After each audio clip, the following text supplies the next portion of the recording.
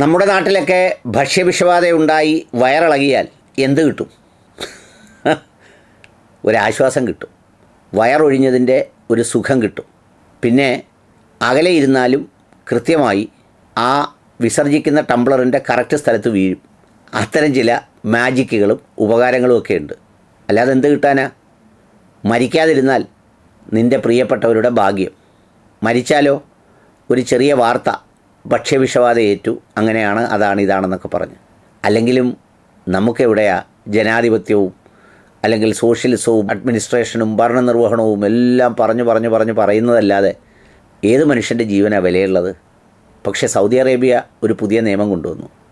ഭക്ഷ്യവിഷബാധ ഏറ്റാൽ അങ്ങനെ ഉണ്ടാകുന്ന ഓരോ ആളിനും 30,000 റിയാൽ വീതം ആ റെസ്റ്റോറൻറ്റുകാർ നഷ്ടപരിഹാരം കൊടുക്കണം.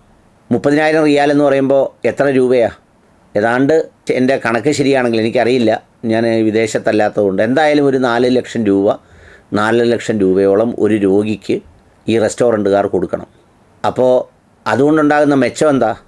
അത്ര സൂക്ഷ്മതയോടെ നല്ല വസ്തുക്കൾ വെച്ച് പാചകം ചെയ്യാനും അത് ശ്രദ്ധിക്കാനും സൂക്ഷിക്കാനുമൊക്കെ റെസ്റ്റോറൻറ്റ് ഉടമകൾ തയ്യാറാവും. ഈ അടുത്ത സമയത്തായി എവിടെയോ ഒരു ഫലിതം ഒരാൾ കുറിച്ചിരിക്കുന്നത് കണ്ടു. സൗദി അറേബ്യയിൽ ഷവർമയിൽ ഒരു 60-70% ചിക്കനായിരിക്കണം, അല്ലെങ്കിൽ ഏത് ഷവർമയാണോ കൊടുക്കുന്നത് അതിൻ്റെ മാംസമായിരിക്കണം എന്ന് പറഞ്ഞപ്പോൾ ആരോ ഒരു മലയാളി എഴുതിയേക്കുന്നു, നിർബന്ധമായി അത് കേരളത്തിലൂടെ നടപ്പിലാക്കണം, ഇവിടെ ക്യാബേജ് തിന്ന് വായെല്ലാം പൊട്ടിയെന്നാണ് പറയുന്നത്. എന്ന് പറഞ്ഞാൽ ഏത് സാധനമാണോ വിലക്കുറവുള്ളത് അത് കൂടുതൽ അരിഞ്ഞിട്ട് ഇതങ്ങ് റെഡിയാക്കുകയാണ്.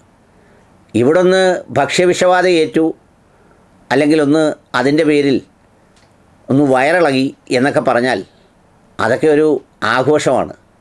ഒരു പൊട്ടലും ചീറ്റലും അതിൻ്റെ ഒരു സന്തോഷവുമൊക്കെ ഒരു ഭംഗിയുള്ള നിമിഷങ്ങളായിട്ടാണ് കാണുന്നത്. കൈവിട്ടു പോയാൽ മാത്രമേ അതിലെന്തെങ്കിലും ഗൗരവമായി സംഭവിക്കുകയുള്ളൂ. എന്നാൽ അവിടെ ഇത്തരമൊരു സംഗതി ഉണ്ടായാൽ അവിടുത്തെ മുനിസിപ്പാലിറ്റിയെയോ ഹെൽത്ത് ഡിപ്പാർട്ട്മെൻറ്റിനെയോ ഒക്കെ അറിയിച്ചാൽ നിമിഷങ്ങൾക്കകം ആ കട പൂട്ടും. ആ കട പൂട്ടിയാൽ പിന്നെ അവൻ തുറക്കണമെങ്കിൽ പെടാപ്പാട് പെടേണ്ടി വരും. ഇവിടെ ആകുമ്പോൾ അതിനൊരുപാട് ന്യായങ്ങൾ നമ്മൾ പറയും. അത് ഞങ്ങളുടെ സാധനമല്ല, അത് കൊണ്ടുവന്ന കോഴി ചീത്തയായതുകൊണ്ടാണ്, അത് കോഴിക്കകത്തുള്ള മറ്റേ ചീത്തയാണ്ടാണ്, അത് ബംഗാളി പറ്റിച്ച പണിയാണ്, അത് മറ്റവൻ പറ്റിച്ച പണിയാണ്, അത് ഇന്നലത്തെ അല്ല ഇന്നത്തെയാണ്, അതിൽ ചേർത്ത മറ്റേതാണ്, സർക്കാരിന് അവരെ പിടിച്ചൂടെ, ഇതുപോലെ ഒരുപാട് ന്യായം ചോദിക്കും.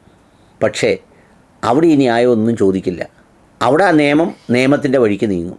ഒരു മണ്ഡലം പ്രസിഡൻറ്റും ബ്ലോക്ക് പ്രസിഡൻറ്റും ഏരിയ കമ്മിറ്റി സെക്രട്ടറിയും ജില്ലാ സെക്രട്ടറിയും ആരും ഇടപെടില്ല. പക്ഷേ അവരുടെ വിശ്വാസവും ആ നാടുമൊക്കെ ഗോത്ര കാലഘട്ടത്തിലാണ് ജീവിക്കുന്നത്, 6-ാം നൂറ്റാണ്ടിൽ. എന്നാൽ 21-ാം നൂറ്റാണ്ടിൽ പരിഷ്കൃത സമൂഹത്തിൽ ഇതിനൊന്നും ഒരു വിലയുമില്ല. മനുഷ്യജീവനും മനുഷ്യരോഗത്തിനും ഒന്നും.